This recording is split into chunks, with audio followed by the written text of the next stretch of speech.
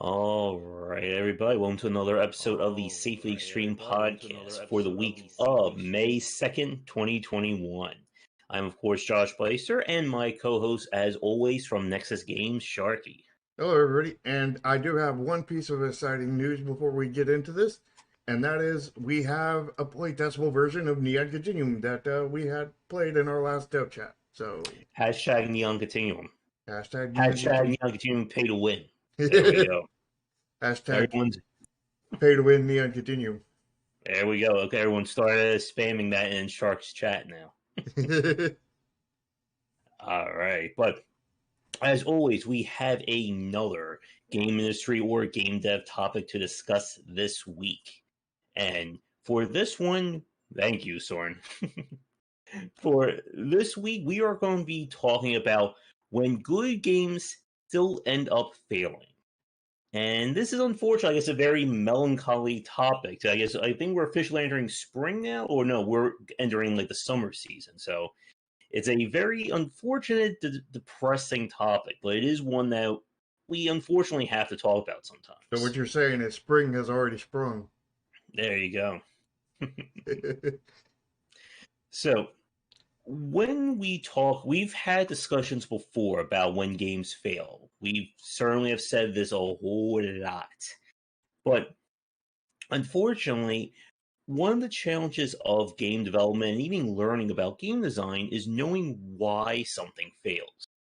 And it's easy to look at bad games. Again, there is a slew of low-budget, very poorly made games on Steam. Asset flips, to asset flips, games that are just, there's just no real way this game was going to succeed. But the games that we're going to talk about today, they had a lot of time and effort put into them, but they still end up doing badly. And this is, I think, the important thing you have to understand for anyone watching this. you can do everything right. You can make a great game, and it can still fail. Exactly. And games that, you know, there's this thing with games. The key thing, the algorithm to life as a game development, and it has all the largest impact to whether you'll succeed or fail. And that is a thing called risk management. And what risk management does is, like, you can never 100% guarantee a success, but you can certainly cut off parts, things, methods, all kinds of different things that will lead to a likelihood of failure, kind of thing. You eliminate as many of those, and that's what risk management is, so that when you actually do launch your game, with as many of those cut out as possible, it means you stand the best chance that that game could have possibly stood, because you lowered the amount of risk that it has to fail. It's what I think we've used the analogy before about Russian roulette. When you use risk management or risk mitigation, you are taking bullets out of the chamber. When you don't do it, you are adding more bullets to the chamber. Well, And kind of. Well, you're not really adding more, because the chamber's already full to begin with.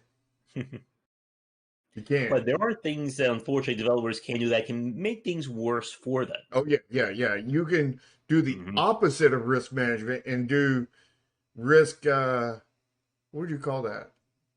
Not risk addition, but that's when you use two guns for Russian roulette at the same time. dual wielding. Yeah, we'll call it. Dual wielding risk. We'll call it dual wielding risk. Yeah. And that's when you go and do stupid things, like tell people don't buy my game, and all kinds of other stuff. Or somebody right now is suing Valve. Yeah. Or when you go on Twitter and say, I want to go kill Gabe Newell. That was a really fun marketing strategy. Or when you tell your fans to screw off. That's adding a second gun at that point. And bullets in and when you like scream and issue death threats at Gabe Newell, that's adding like 3 more guns. You have like 4 other people pointing guns at you at the same time that you're doing in Russian roulette. Yeah. That's extreme Russian roulette. Exactly. But another point about this, and as Shark said, what we talk about is not going to magically make your game work. As we said, you can do everything right, and there's always going to be at least one bullet in the chamber, unfortunately. Yep. And you need to get it down to as few bullets as possible in those chambers.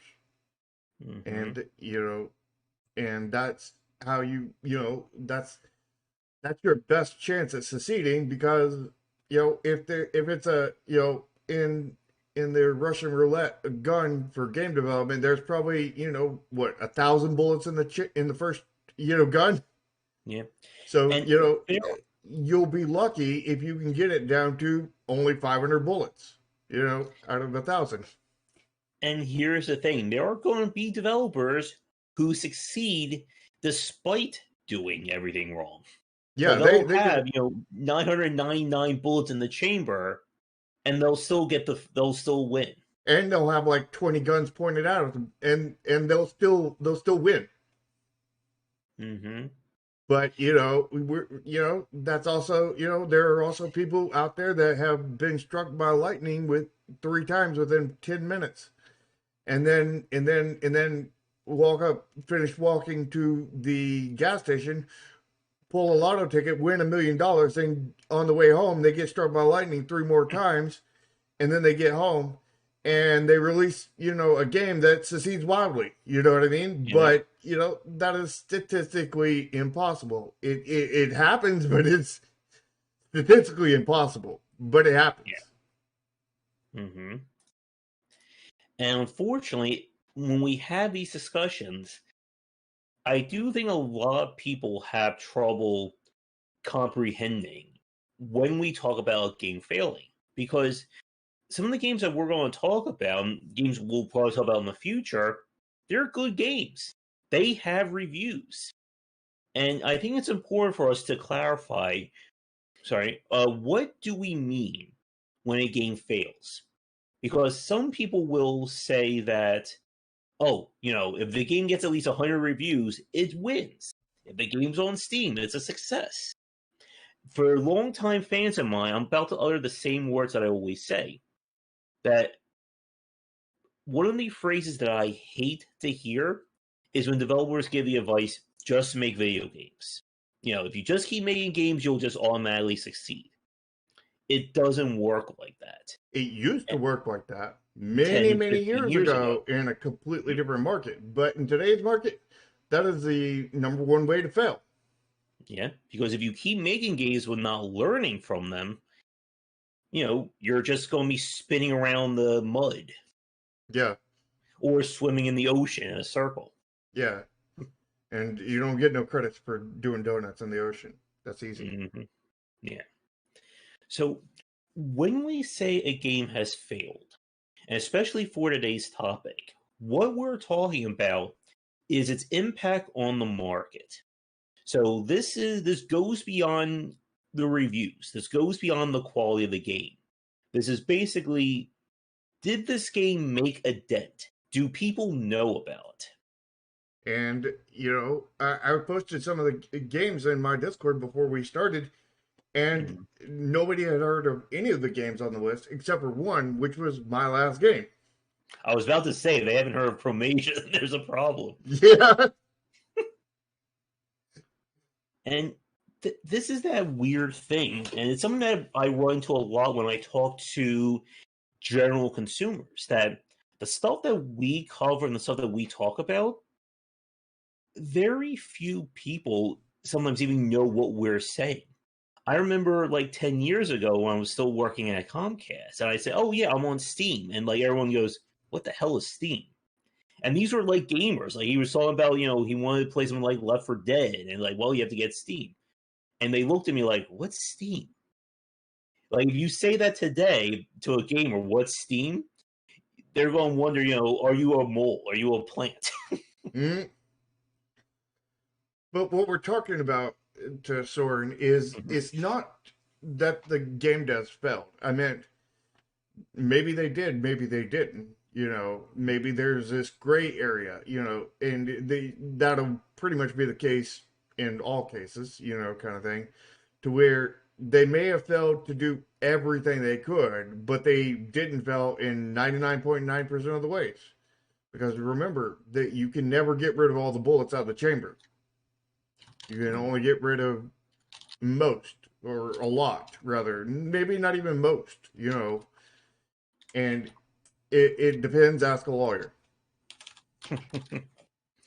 Yeah, and like what Shark just said, these games can do 95% of everything right. They could even do more things right than the games that succeed that did things wrong. Mm-hmm. But for one reason out of another, it just didn't work. As we've said, there's a very wide line between becoming the next, Among Us, the next Cuphead, and becoming the next, unfortunately, A Valley Without Wind, or Godhood, or any of the other games that we're going to talk about today. Yeah, Among Us is an interesting concept because that was one of the ones that did fail. It's not on our list, but that game failed. That game failed so hard. And then 2 years later, they walked out in the lightning storm. They got hit by 3, lightning bolts. And then a got a winning lotto ticket. Then came home, got struck by 3 lightning on the way home. Got home, and all of a sudden, the game that failed 2 years ago was all of a sudden succeeding wildly. Mm-hmm.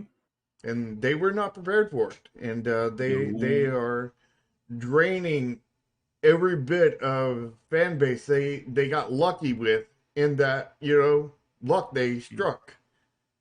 Yeah, and again, this is that important point for people to understand, that you can have a breakout success or a long-term success, but your game would still fail. Mm-hmm. And this is especially true of live service games. And a very important point, we are not talking live service games for the show today, because that is, a completely different universe. Mm-hmm. Is it in the Marvel universe? Now, it could be more in the DC right now. Depending on who you talk to, of course. But yeah, like Among Us, again, that was legitimately a failure. For 2 years before they hit that lucky streak, and And I don't think they understood why their game blew up. yeah. And And that, when it blew up, they were caught off guard. mhm. And you see, this is what we talk about with risk mitigation. It's about understanding why a game can fail, just as understanding why a game could succeed. Mm-hmm. As we said before, there's people out there who still don't know why Darkest Dungeon did so well. Surely it was just being brutally difficult and having Lovecraftian elements. Nothing else. Yeah, it, you know, injustice and all that other stuff could be caused, and not enough marketing, and all that could be a cause, but it could also not be a cause, kind of thing. Mm-hmm. It depends. Once again, Ask a lawyer. yeah. And the thing is one of the leading causes, one of the most leading causes for failure in today's market.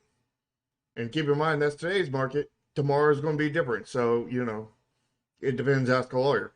So, one of the leading causes right now is that basically, if your aesthetics are not in point, then everything you do marketing wise, every image you put on Steam, every GIF you put on Steam, everything that you decorate your store page with is going to be bad because the art is not, or maybe it won't be bad, but it won't be good enough. And Steam there's a very high requirement on visual aesthetics. Like you can make good art and it will be very, very bad for Steam, kind of thing. It's got to be really, really good. Now then, do we mean that it's got to cost you $1 million to make the art? No, it could be something very, very simple with simple boxes and shapes. I mean, Just Shapes and Beats does that very thing, of having very basic shapes for everything, and a very simplistic art style that there's basically nothing to it. But in that art style, in the aesthetic style, there is so much depth to it, and it looks so visually pleasing that it meets that bar. So, we don't, by visual aesthetics, we don't mean that it's got to be high budget art, but it has to have an artist work on it, because if an artist is not working on it, then you can make something very similar to Just Shapes and Beats, but not be an artist, not have that artistic flair to it, and it will be absolutely horrible. You will not get anywhere with it. So, if you're not an artist, be sure that you have an artist that knows what they're doing on the team. And outsourcing art is going to be tricky if you don't know art yourself. Mm-hmm.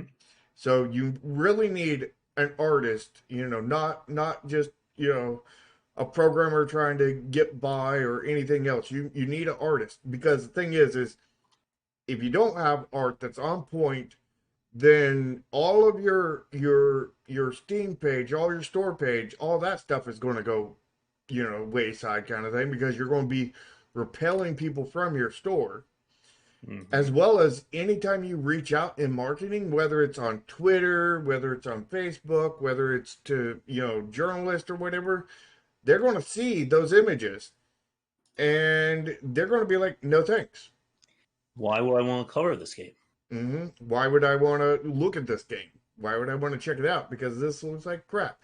Now, there will be some people that will, be willing to, but the fact is getting the few exceptions to the rule is not something to be proud of or something to be happy about. Finding them is also very difficult. Yeah. Like I cover just about anything people send to me these days. But again, I'm just one YouTuber. Mm-hmm. I'm not, I have not reached PewDiePie levels yet. And even then, as we've said before, just because PewDiePie covers your game doesn't magically make it a success. Mm-hmm. So before we get talk about a few of our examples, one other thing I think we need to mention or clarify: when do we consider a game to be a failure? What, or actually more specifically, what do we consider to be the metric of success for today? So, as I've said, I talked about this in previous posts and videos. The amount of reviews a game brings in is a strong metric for success. It's not the only metric, but it is a big one.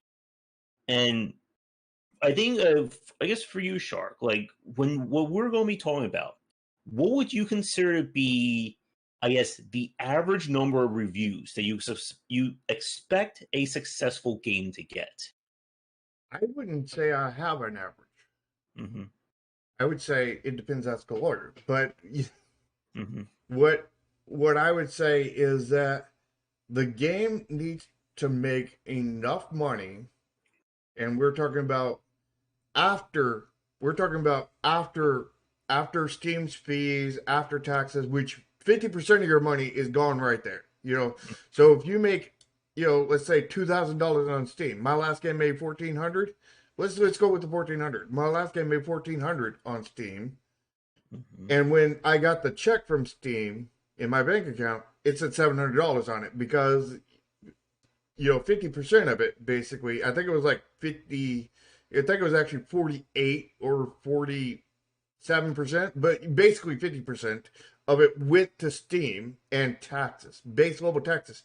And keep in mind that that money I had to pay more taxes on, Mm-hmm. and, and whatnot. So, that money that you have after all the taxes and everything has been paid, then you should be able to pay yourself and anybody else who worked on it a reasonable salary. I'm not talking about working for free. I'm not talking about working for really cheap. I'm talking about a reasonable salary. So if you worked on that game for, full time for, 3 years, it should definitely earn you more than what you would earn out of the manager at McDonald's for that same time period in those same hours. Yeah. And Now, and keep in mind that it should be a good bit more than a manager at McDonald's, because the managers at McDonald's is pretty low pay. But we're setting the bar really low here, with that yeah. one. So at least that amount of money for everybody on the team. And that is going to be a good bit of money because, believe it or not, that the price to pay somebody is really expensive. Mm-hmm. If you think about it, I mean, you probably look at, a yearly salary of what, $20,000 to $40,000 for a person, right?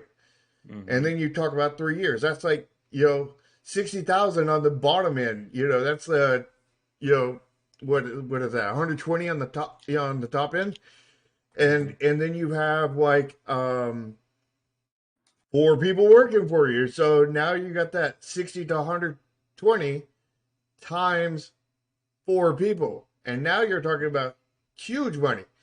Yeah. And then when you do payroll, you have to actually pay taxes off of all those, which you have to basically pay. I think it cost about 30% higher than that. So let's just say that final bill is like 500,000, right? Half a million. So then you add the 30% to it, and now it's 800,000. So that game had to make 800,000 in order to realistically break even.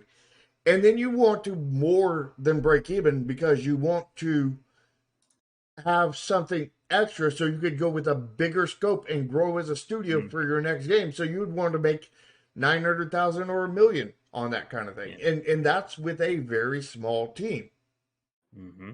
So, And and that's going to for take a good bit of reviews because you're going to have to make more than twice that to get past the gross and everything else. So, you're talking about a very small team needs to make, $2 million. I mean, it's not a minuscule team because I mean that would probably be like 6, 7 members, but mm, a 6 or 7 member team on 3 years probably needs to make about $2 million gross.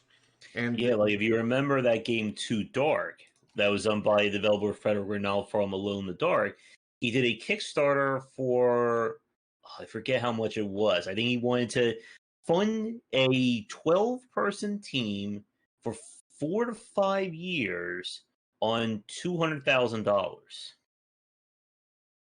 mhm. And apparently he woefully underestimated his budget there. Well, that um, Z, I'm just going to call you Z. Hmm. Your name's too hard to pronounce. Z is saying, something that I would say, yeah, you need to make that much money, but I wouldn't say that that would be a success. I would say that'd be hanging in there. Yeah, There's and a difference between, hanging in there by the skin of your teeth and actually being a success.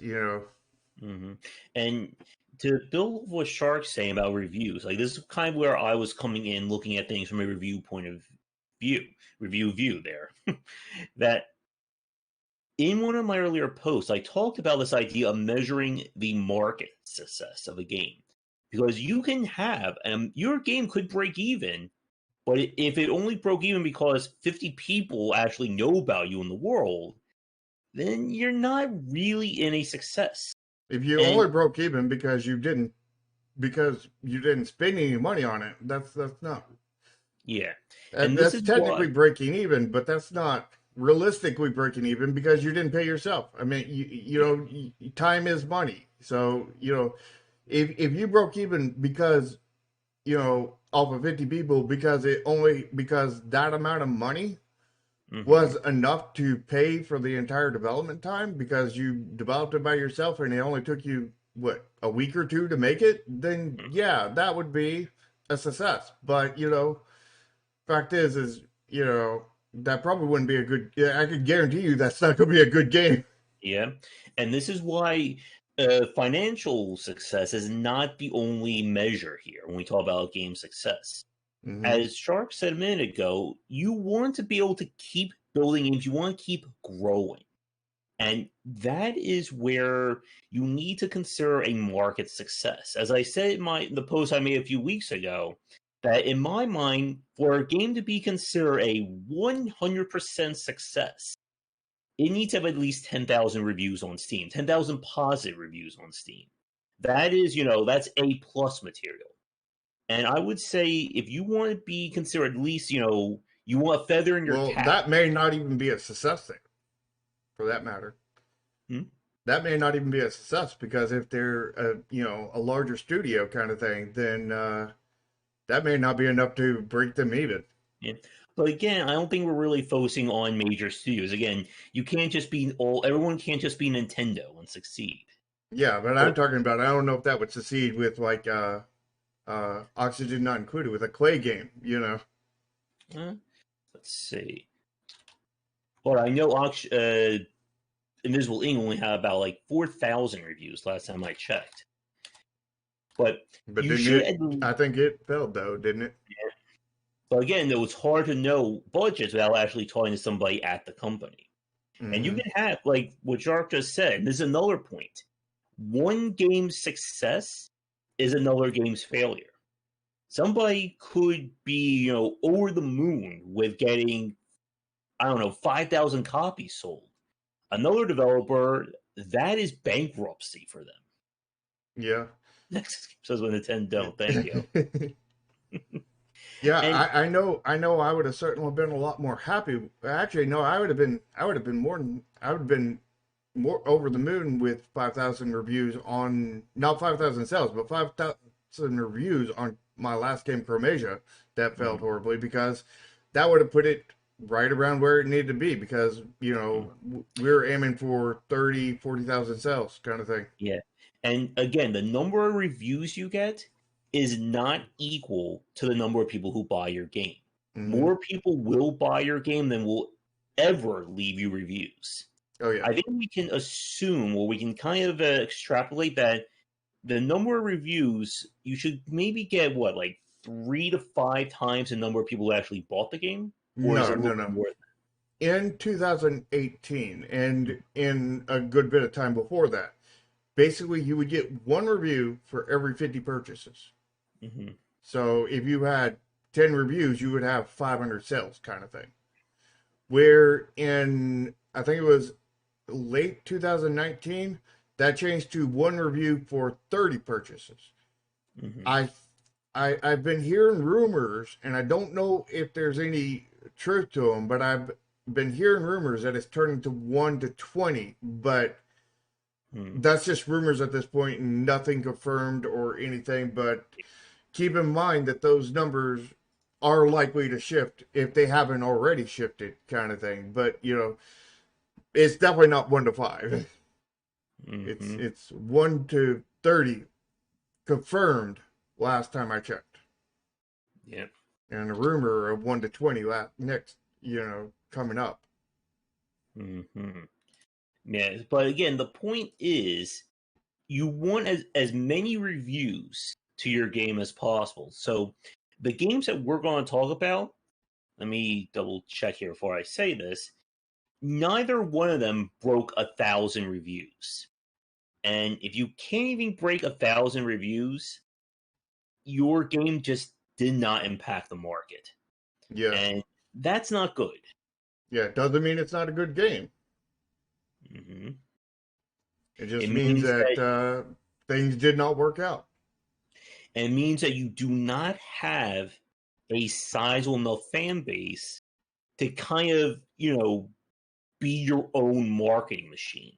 Like when we look at studios like Red Hook Games, Kid Fox, Clay, and some of the other Super Giant being another big example, their fan bases are big enough that we've talked about before this idea of clout. That when you're a big enough studio, your name gives weight to your games, and these would be examples of this. And when you That have when, that weight, when you have that clout, that's when you put your name at the beginning of a trailer. yep, But when you don't have that, that's what you absolutely want to avoid. Because nobody cares about, uh, Crappy Ape Studios LLC. But a lot of people are going to clamor when they see Clay Entertainment or Kit Fox or any of those others. hmm So only if they're clamoring about it should it be the start of your trailer. yep, and your first game, statistically speaking, is not going to be that game. Well, it might, but you ideally don't want it to be, Hmm. because you and this is going to sound counterintuitive. You ideally want your first game to fail, your first commercial game, because you want to, when it fails, you want to go in there and examine why it failed, find out, these things. What And Josh and I are going to tell you are just very surface level things for the most part, and there's a lot more to this kind of thing. Where and the fact is that studios that succeed on their first game often fell on everyone after that. yeah, and here is a point that somebody's going to bring up. I know they are. Red Hook Studios, their first game was Darkest Dungeon. So are you telling me that they did things wrong? You see, again, the point is with Darkest Dungeon is that Chris and Tyler, I think combined had over like 15 to 20 years of game dev experience before they made Darkest Dungeon. So it wasn't their first commercial game. It may have been the Exactly. first for the studio, but it was probably like the 8th or 20th for both of them. Yes. So it still was not considered their first commercial game. Mm-hmm. And to Will's comment, yeah, and we've seen developers. Yeah, exactly, Pony. Mm-hmm. We've seen developers who have succeeded without hits. Jake Burkett's GDC talk is a very illuminating one. That he has been in this industry for, I think, over 15 years now, and probably most of you have never heard of any of his games. And that is okay. If you can earn enough money and succeed, and you can keep doing it, more power to you. But if you try to put the cart before the horse and say, okay, my last game sold 500 copies, you know what? I'm going to spend, 10 years on my next game, and I want to sell 3 million copies. I can do that, right? Oh yeah, that's easy. It's just like first you make a game, question mark, then you succeed. Then you're the next Nintendo. Yeah, it's just like that to become Nintendo. Mm-hmm. I mean, like like every developer in the past, they're now Nintendo. Nice. They're there's like Nintendo 5 billion Continuum. Nintendos right now. Mm-hmm. Not just one. There's 5 billion of them. It may look like one, but there's 5 billion of them. There we go. You just see the thing is that every Mario, remake or every time they post Mario 1 on a different console, that is a different studio right there. Every one of those was released by a different Nintendo studio. Mm-hmm. Right. Yeah. And what we're talking about, like, the first measure of success is earning enough money to keep going. That is, square one, step one, plan A. Mm-hmm. And of course, the lower cost, the cheaper it is to run your studio, mm-hmm. the easier that is to accomplish. Yeah, if you're a 2-person studio versus, let's say, a 20-person studio, that is a lot easier to do. It's a lot easier to balance that budget. Yeah, and if you're willing and able to work for free at full time, then that makes it even easier. Mm-hmm. But a lot of developers stop at that metric. They don't think about, okay, how do I grow my audience? How do I grow my fan base? And as we've said before, if 30 people bought your first game, you don't want only 15 people to buy your second game. And this is what Shark was saying about earlier about understanding or hopefully having at least one failure. Because what we've seen from a lot of developers who do blow up is that the first game does, amazingly well. And then not learning why it did well, their second game only does, let's say, this well. And then it's just a downward slope here because they're not understanding why their games are succeeding or failing. And unfortunately, they are burning all their goodwill and fan base that they've earned. Yeah. And had they not had that fan base, it would have been an instant fall, probably, for most of them. It would be just like success, failure, flatline, rather than taper down. Yeah. And unfortunately, I don't know if Among Us may fall into that example soon. Yeah, it's definitely heading in that direction, sadly. And my big example of this, sadly, is Arkham Games. Excuse me. That the success of AI Wars has carried that studio for over a decade. And Chris has talked about before about just how each one of his games has failed for different reasons and nearly cost him the studio. Mm-hmm. And to Nikita's point about, marketing is the biggest stopper. Well, the thing is, we talked about earlier about how aesthetics is very, very key to everything, especially, when you comes to marketing. Mm-hmm. So, that is definitely, part of the aspect. And the other aspect is when you're talking about social platforms, there's algorithms that you have to feed into and you have to learn how to maximize those algorithms, and it's very, very hard to, because I'm currently learning how to maximize YouTube and Me teaching too. Josh how to do it, you know, Mhm. and you know, all that. But you know, then the other aspect is that even if you have 1,000 wish list, 10,000 wish list, or whatever on Steam, you know, you know, you should watch our other show about Steam store page reviews, because here's the thing: is even if you get all those wish lists, there's no guarantee that any of them is going to buy. Because on my Mhm. last game, we had 127 sales, I think, 100 of which were right at the last minute, because I was removing the delisting the game from Steam. So, like, realistically, you could say that they only got 27 sales, kind of thing. Now, Mhm. then, with that, do you know how many wish lists we had? We had 1,000, over 1,000 before we released. Do you know how many of those wish listers converted into a sale? Mhm. Zero. There was zero conversions. All those wish lists Mhm. were for nothing. They were completely useless. And But for part of somebody that was else. the Steam page, store page design. Mhm. And for somebody else, they could convert on that. Again, there's never really one metric that is only going to say you succeed or you fail.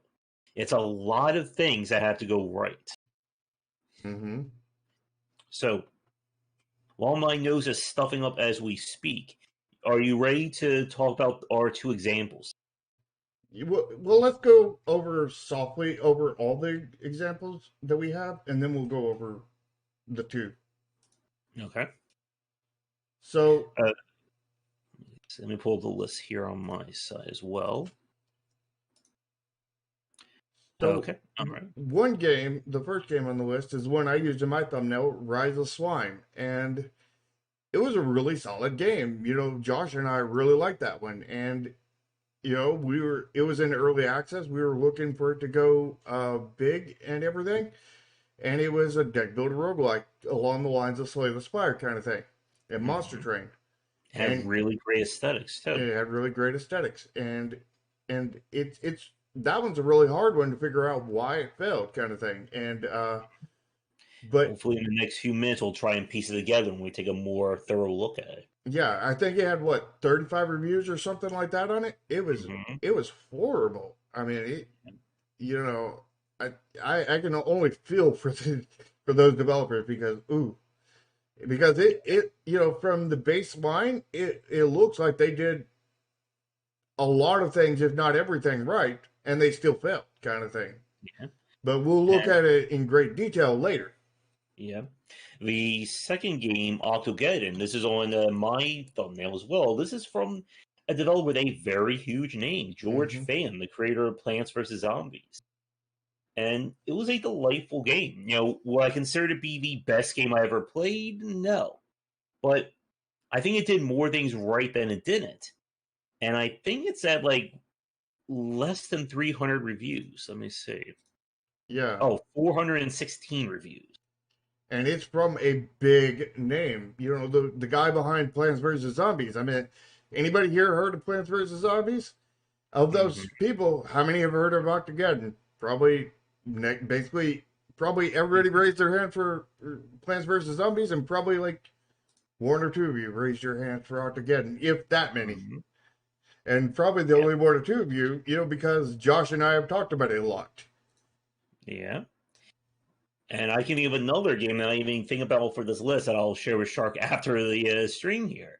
But yeah, like you can have a game that does really well mechanically or have a big name behind it, and guess what? It still fails. Mm-hmm. And to Nikita's point, we'll probably be talking about that one, talking about that point when we talk a little more in depth about it. Let's see. The next game on the list, Vision Software said. Another one that probably the only two people who really heard of it is Shark and I, Mm-hmm. because we talked to the developer about it. Yeah, other shark, you know. Yeah, sharks stick together. Yeah, and it's very clear what the main cause of death on that one was, and it's the aesthetics. The aesthetics were not Mhm. bad, but not bad is not good enough. It's got to be. It can't even be just good. It's got to be really, really good, kind of thing. Mm-hmm. And it was not that. And because like that game was so well designed. Yeah. And one of And still Josh's lobby. favorite Metrovanias of all time, if not Yep. his favorite. Yep. And it still failed horribly. It's got what, And 20 or 30 reviews on it? last time I checked, I think it was at 23. Let's see what it's at right now. 35. 35. It did better than what we expected, but guess what? That is still not a success. That is still that's not even a failure. That's still a horrible, horrible train wreck of a failure.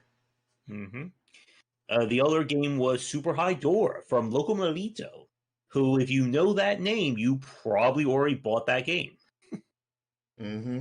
And I don't know that name. Mm-hmm. And Loco Malito has been in the indie space for a very long time. And unfortunately, his games have just not managed to basically break into the mainstream. Mm-hmm. And it's spelled. How many reviews are on that one? 121. And Ooh, it came out 4 years ago. ooh, ooh. That is Yes. a horrible, horrible train wreck of a failure. Sadly. Yep. And again, when we say failure here, we are not talking gameplay. Nope. Because I'm sure somebody's going to leave a comment saying, "Oh, Shark says the game sucks. It's an amazing game. You're just bad at it." That's the typical response when we criticize a game. Yeah. Where I've never played it. It's a failure because of the sales, because it's not keeping the development afloat. It's not even paying for itself, more or less paying for the next game after it. And next on the list, we have the old word of the day, Chromasia, my last game. And that one failed for many reasons. The main reason being the graphical aesthetics. So I know from firsthand how that feels with 14 reviews and 100% positive review score. My game failed, and it failed horribly, kind of thing. And a big part of it was the art aesthetics. There was definitely plenty of other issues with it because I've deep dived into it, and we could spend probably a 10-hour cast, if not longer, just talking about it. And all the things, all the little bits of things that went wrong with it, kind of thing. But the core issue was the art aesthetics. Had we changed the art aesthetics, just that one thing, it would have been a night and day difference. Yeah. Now, would it have succeeded? I don't know, but it would have, It compared to would where it you is now. sell the chamber, basically. Yeah, compared to where it is now, it would be a wild success, But, Mm-hmm. would that, wild success by comparison be an actual success? And that's something we don't know. It's something we won't know for a while until I do a remake, which will Yeah. be coming up at some point. Yeah. Another game was Kalimba. And this one that we played on stream the other night is a really entertaining and unique platformer. Unfortunately, it sits right now at 331 reviews, and it came out in 2015. Mm-hmm. And it was also published by Xbox Game Studio, and I'm sure they were not happy with those sales. Yeah, and the question is how much did the Xbox actually contribute into the lack of success? How good of a publisher were they to that game? And Mm-hmm. that's a good question. Now Z's question, which what was the last game? Are you referring to the Metrovania that could possibly be Josh's favorite? If so, that was Vision Soft Reset. If Mm-hmm. not, tell me what the gameplay or whatever, something about it that we said, so I can know which one it was that we were talking about. But I think Mm-hmm. it might have been Vision Soft Reset. You were talking about other Sharks game. Mm-hmm. And again, even having a big name publisher does not guarantee success. Because if the publisher doesn't do anything to help sell your game, you're in trouble. Mm-hmm. So I think with that, let me check our time. We are about 5 minutes. Well, we're about 50 minutes in. So, do you want to do the deeper look at Octogate and Rise of the Slime now? Yeah. Which one you want to hit up first?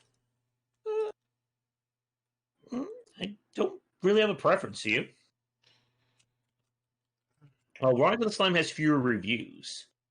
Why don't we do Rise of Slime first? Because that's the one that's really, Puzzling. yeah, puzzling. All right. Let me switch my UI here. Are we There's going only to a game view? A store page? Give me 1 second here. Yeah. I forgot that I need to Set that up. Yeah. Yeah, Thankfully, I it's wasn't very planning quick. on using that, but we'll use it. But I think it's important for people to see this. Okay. So here's the Rise of the Slime store page.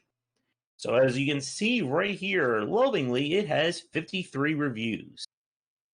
And it came out, well, it was officially released released in 2019. It's not out early access yet.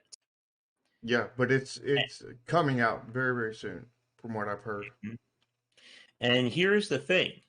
Like when Slay the Spire came out, when it was first released on Slay or on early access, it did a lot better.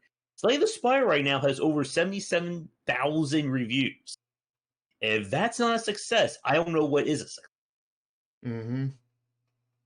And the thing is, this game had a publisher or PlayStack, which, from my understanding, is a decently somewhat popular publisher. I mean, they have apparently 13 games underneath their belt. Now then, does that make them a good publisher? No. But does it make it a bad publisher? We don't know. But obviously this game didn't succeed for some reason. Yeah, and I mean, looking at the store page, or at least like the initial look at it, like I'm not seeing really any like red flags. Yeah, I mean they have GIFs, they have quality banners, they have all that in there about this page. The thumbnail's rather put together nicely because everything frames the Rise of Slime text, and it definitely pops. And it has, it's very clear what it's a card game. And to Chad's comment, yet there are people who will not touch our early access. I'm sure a lot of people did not even, blink at Slay the Spire while it was in its early access. Same goes for Dead Cells or Darkest Dungeon. Yeah, the title card seems pretty good too. It has unique banners. Yep. The screenshots all look good. I mean, this is like a really like for our weekly show for Thursday. This is a pretty high quality store page. Yeah, we're not examining it right here, but I said this is probably an easy A. It's close, yeah. I haven't really, I'm not giving like full attentive mode right now. Yeah, but exactly. Nothing is like I'm looking at this page and nothing is screaming warning. Do not buy this game. Yeah, I mean this may, if we did a review of this page, this may be our highest grade ever. I mean, this is another important point. Look at the reviews. PC Gamer covered this game. Splattercat Gaming was, I think, one of the larger gaming YouTubers covered this game. I don't know who Gamer is. Gamer. He's a gamer. So, I mean, this game didn't, it didn't release and then disappear. Like, people looked at this game. It was definitely marketed, at least to some extent. Because obviously there's a press release because PC Gamer, they were contacting YouTubers because, we have two of them here. So, I mean, they did at least some marketing. Now, there are some negative reviews. But again, I would expect, like, with everything that's in this, that I would have done more. What is the review score? It is it's very 83%. Mm-hmm. Not the best review score, but it's not a bad one. Don't you need at least 80% to be considered very positive? And Or is that? no, Steam has a very weird way they do that. Mhm. Basically, as it requires a very minimum amount of reviews, quantity, Mhm. as well as a percentage kind of thing. Because like uh positive is the thing below very positive, I believe. Mhm. And positive is what I got with 100%. You know what I mean? Okay. With 14 reviews. So it's both quantity and percentage. I would say I think one thing that probably hurt this game is a release date. This was released in 2019, and when did Slay the Spire actually? Slay the Spire was released in 2019 as well, What month? January, and this It was was a released. good 7, 8 months apart. I think that's But far I enough think, apart. and this is I think another point. The market also dictates success, and it's something that we've seen a lot of developers really struggle with. That when you start working on your game, there may be no other example of it in the market. When it comes out, it could be fully saturated by that point. Oh yeah, Uh, I'm definitely Space, yeah uh, I'm encountering that myself because like I started work on Neon Continuum back in mid 2018, mid to late 2018, mhm. and I had never heard about Cyberpunk 2077 until what I think it was about late 2019 when rumors Also, started going, and then I was like, oh crap, mhm. and it was It's too late to course correct at that point. and I think to Nakia's point, that's another really, unfortunately, it's a depressing point, but it's an accurate point that you could have an amazing game. There may be five other amazing games in your same genre out there. Mm-hmm. Why should somebody give your game the time of day? How many FTL clones have we seen that were legitimately decent games? But why should I play them instead of FTL? Yeah. Also, gotta say that the GIF under Fiendishly Tactical is probably one of my favorite GIFs I think I've seen from a store page. Oh wow, that is a really nice gift. Gift. Yeah, That is really nice. They really spent some work on that. yeah, yeah. And again, this is the challenge because if this is the scary and the sad part. I bet you if Rise of the Slime, in whatever form it was in early access, came out 1 year earlier, maybe even 5 to 6 months earlier, it could be in a far different place. Oh yeah, like if it came out before Slay the Spire, it would probably be in the position that Slay the Spire's in right now, and Slay the Spire might be in the position where this game is. Hmm. They possibly trade spots, and Now, one possibly this might even slay what even Slay the Spire did, kind of thing. now the thing is that we don't know the marketing or the work behind the scenes the developer and the publisher has done. And that's the thing that unfortunately, unless you actually talk to that studio or you're part of that studio, you are never going to understand. Yeah, but we know Because at least some of it because there's reviews here on the page from that. They clearly did some kind of press release and clearly did some marketing kind of thing. We just mhm, don't know how much, how where effective they it did that, was. Well, actually, we know how effective it was. It wasn't very effective at all, but we don't know how big the campaign was and how non-effective the entire campaign was, kind of thing, overall for how much quantity there was. yeah. And again, a lot, and we've said this before, we need to stress this, so much needs to go right for a game to succeed. And very little has to go wrong for it to fail. Yeah, I mean, everything I'm seeing here looks like they emptied out a lot of those chambers, if not all that they could. You know what I mean? Mhm. But when they spun the Russian roulette kind of thing, they got bullet. It's the XCOM look. You have a 90% chance to succeed and you still fail. 99%, and then you still Mm. fail. Yeah, it was literally one of those XCOM kind of things from the look of everything we're seeing here, because we're not seeing anything besides timing, which you really can't do much about, and They're publishing Mortal Shell too. That's interesting. do what now? The publisher is the one who published Mortal Shell, that Dark Souls game. Yeah, so I mean, this publisher doesn't sound like a novice. Yeah. Maybe the price. No, the yeah, price like is Fire is like $25. This is 15. this is 15. This is your standard indie at the time. Yeah. I don't know. I think maybe partly early access and maybe part the timing of this game's being released as well.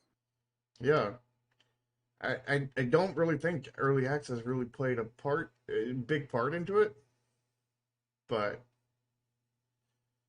I mean, this was just the example of a really unlucky, game where they did most or everything right kind of thing, and they still failed. I can also tell you the algorithm is not helping this game at all. I had to type in Rise of the S to even have this game pop up. Seems burying it hard. Yeah, it is completely buried by Tomb Raider. Arcanum, that's another one that we looked at. Like, it is not even like the 30th result here. Well, it's actually 5, 10, 15. It's the 16th result, but you have to know the name already. Yeah, you would have to know. You would have to know the game before you could remotely find it on Steam. And that's another big topic about, getting your, where do people find your game from? Like, with a name like Rise of the Sun, even with a name like Slay the Spire, you're not finding that if you don't already know it. And the only way you're going to know it is if somebody you know talks about it. Or Steam recommends it, or, shows it to you somehow. Yeah. And they actively hide your search results and everything else when you do not do well in your first time period kind of thing. Yeah. And you need to yeah. And he said, if you go down to more like this, guess what's the first game that pops up? Slay the Spire. But you go to Slay the Spire game, and you will not see this one pop up on there.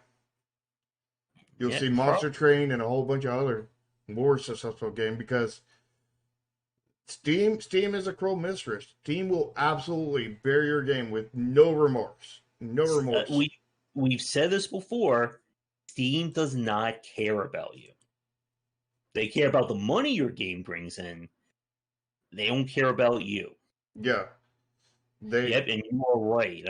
On the Slay the Spire, it recommends Monster Train. It recommends Trials of Fire. Across the Obelisk. I don't remember that one. So Steam will happily, take people who are interested in your game and show them to different games that make a lot of money, but they will not happily take those games that make a lot of money and show them to your game that isn't making a lot of money. I just want to say, on the Slay the Spire page, it promotes hating tactics, which is nice, but it also says the buying of Isaac. The buying of Isaac is just like Slay the Spire. Yeah, see, that's Steam algorithm. They favor money over anything else, and it's stupid. It is literally stupid, because the fact is what does it matter if consumers pay $15 for this game or $15 for another game, because they're still getting $15, the percentage from the $15. And I do wonder, like, to Ziggo, to his comment there. No, I'm not. I'm not signed in right now, so just giving me random ones, Pony. I'm not searching visual novel there. To Zako's comment about slime, that's another good point. When you type slime in, Slime Rancher comes up. Yep. And a lot of DLC for it. Yeah. And Dragon Quest Heroes. Slime Edition.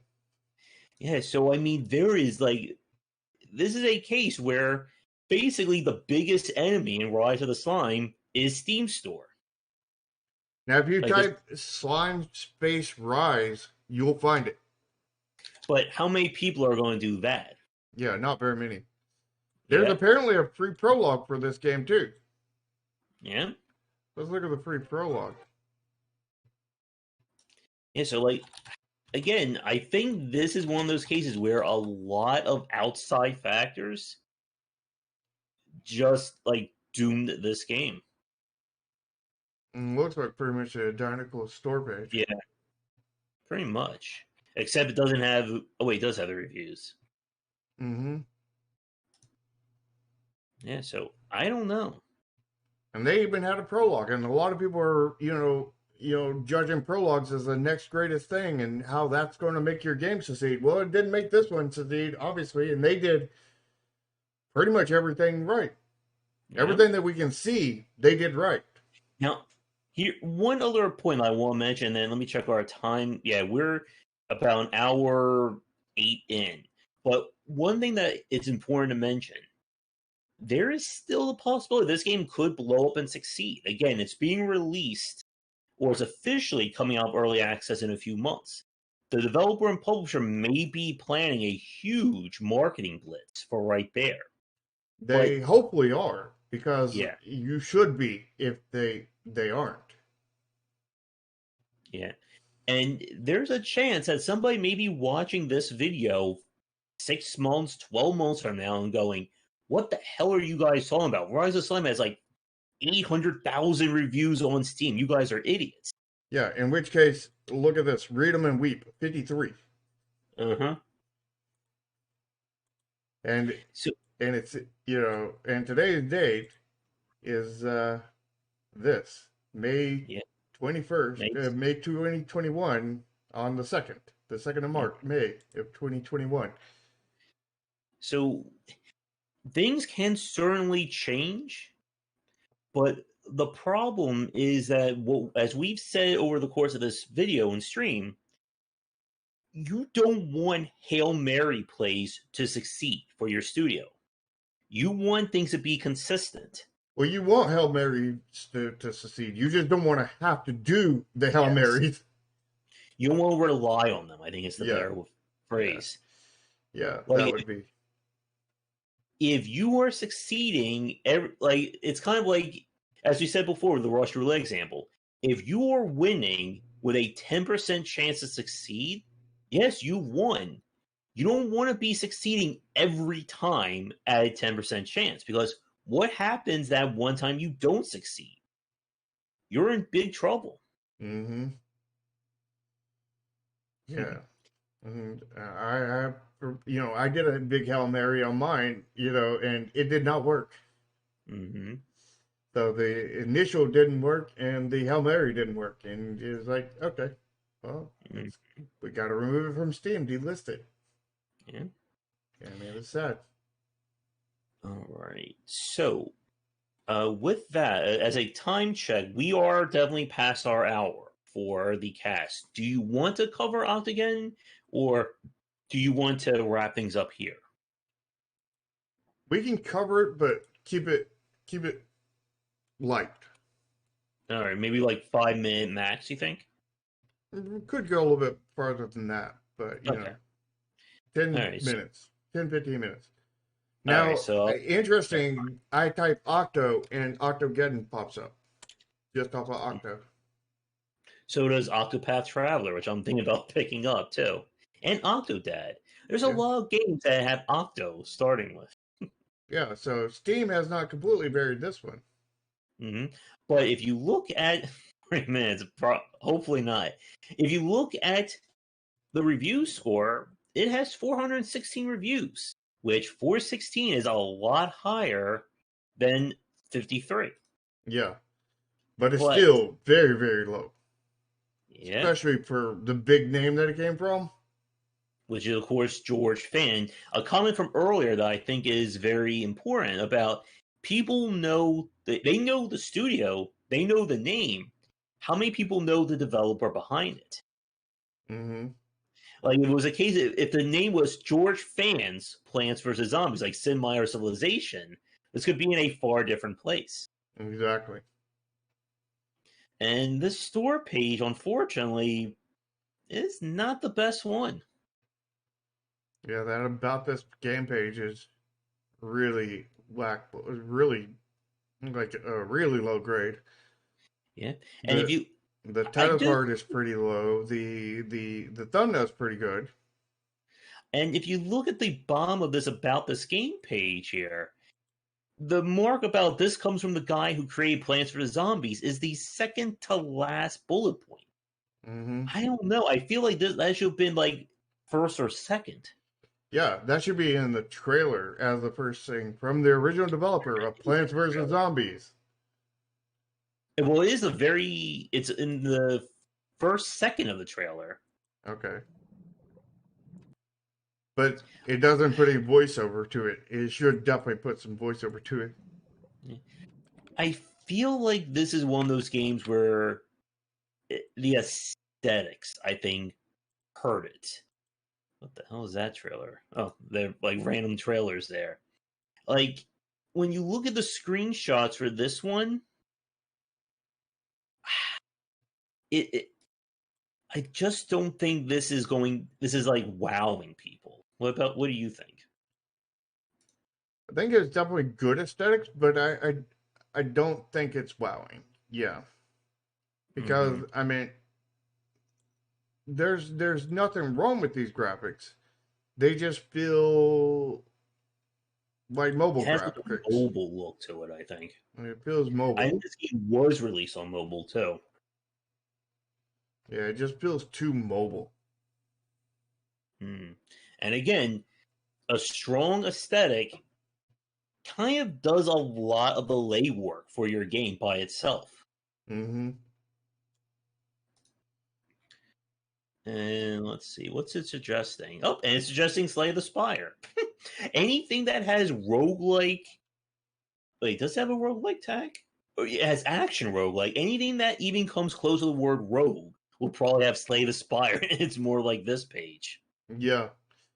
And it it is one of those things like the Twitch algorithm that, it helps the people who have all the money and success become more successful or more money.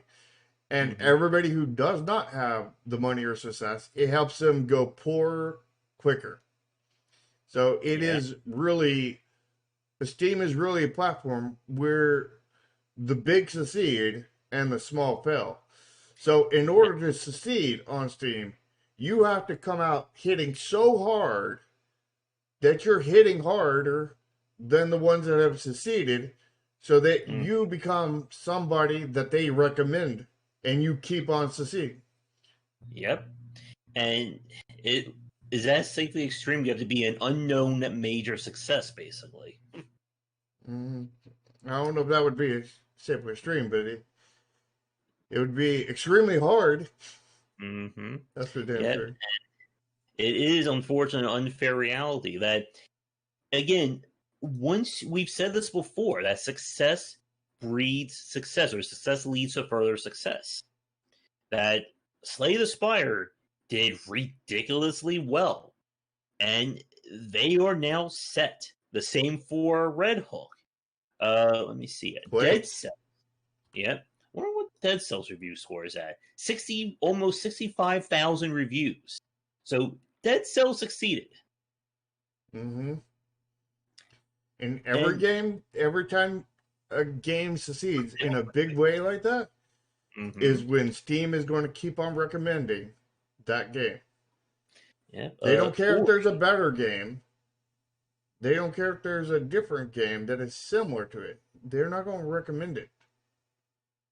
Not in Yep, their already algorithm. has 61,000 reviews. Now then, they'll put lesser known.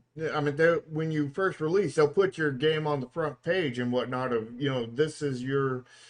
Actually, they may not even put it in the front page. They'll put it in a shortened version of the front page, because if you look at the front page, you have to click. Like it'll release, say new releases, and it'll list things from like the last month or something that are the top sellers of that month, kind of thing. Mm-hmm. And then you have to click. I think you can scroll down farther, and then you can see like today's releases, and it will show just the top ones, and then you have to hit a little arrow to open it up, and Mm-hmm. then and it won't even show all of them, and then you have to show all kind of thing, which would take you to a completely different page. So like, even your first day releases that they quote unquote promote, there's very very minimum of that. Yeah. But again, as we've said, one of the things I think we've seen is that Steam doesn't create the success. Your game needs to be a success, and then Steam will cultivate it and grow it further. Maybe. And yeah, sometimes. But yeah, like if your game doesn't do well, you know, Steam is you're not only dead. not going to help you grow, they're going to purposely help you shrink. Mm-hmm. And even if you do everything right, if the market doesn't respond to your game's still going to die. Hmm. And it's unfortunate. And that's the reason why it is so important to have your Steam page on point, Mm-hmm. like Slime did. But even then, that may not be enough. Yep. Even if you have your Steam page on point, even if you have your Steam page on point, even if you have your game on point, even if you have your aesthetics Yeah. on point, you can still fail, because that's what happened with Slime. You know, Well, and Chad's comment there is perfect. Steam amplifies success. It's the same for YouTube. It's the same for Twitch. It's the same for anything that's kind of social media or consumer driven. well, actually, I would say it's more for Twitch, less for YouTube, Mm, because YouTube is more, less being a success and more pandering to their algorithm. mm-hmm. And to Pony's comment, well, if it goes on the Game Wisdom show, I'm going to break it. What's that? If a game goes on the Game Wisdom show, does it die? Uh, But this is the sad reality for a lot of this discussion. We are, I think, right at time as well. So to begin to, I guess, to wrap things up, so much needs to go right beyond just a good game. And again, we can't see the work that went on behind the scenes for Octagon or Rise of the Slime or Dead Cells, or pick any game that's either a massive success or a massive failure. Some developers have to do a lot and they will barely break even. Others have to do very little and they could succeed majorly. However, we can see completely behind the scenes, and by we, I mean I can see perfectly behind the scenes of a game called Chromatia, the old word of the day, because I made that one that failed, kind of thing. Yeah. So And I know, kind of what I know everything that happened there, and and when I say I know it, I didn't even know it when it happened. You know what I mean? I knew it when I took a outside look of everything I could to deeply examine why it failed 6 months after it failed, kind of thing. And, even from the inside view, I didn't know why it failed. yeah. From the outside, now that I've fully examined the outside as much as I could, I know a lot of reasons why it did fail. But that doesn't mean, even if I cover all those things that why it failed, that it will succeed. Yeah. And I pulled up Jake Burgett's latest game, Ancient Enemy, from Grey Alien. And he sits at about 238 reviews on Steam. So for him, like, I'm sure that game succeeded financially for him because he is very good. Again, he's been around long enough to know how to budget and work on his game. As a market success, I don't think it succeeded. Oh no. And like we've said, success is not only about money. It is about building a name and a reputation for your studio. When we look at something like Clay Entertainment, for instance, auction not included is at almost 61,000 reviews. That is again a massive success. Mm-hmm. And that is an example of a studio that again, Clay has almost carte blanche to announce a game and people are going to get excited about it. It's the same thing we say with Nintendo. Nintendo can put up a cardboard cutout or a cardboard box that says new Mario game coming, I don't know, and they'll probably get a few 100,000 pre-orders on it. No, they could just put up a cardboard box with nothing on it, with just an M on it, and people will absolutely go nuts over it. Oh yeah, the Nintendo Labo. Yeah, they did do a cardboard box, and people bought it. Literally. Yeah. They completely did that. Well, we've heard the point. Yeah. So again, all you have to do is just release a cardboard box and say you're Nintendo, and you'll be rich and famous. Exactly. I still never looked into that. I was debating it, and again, it appeared and then it disappeared completely.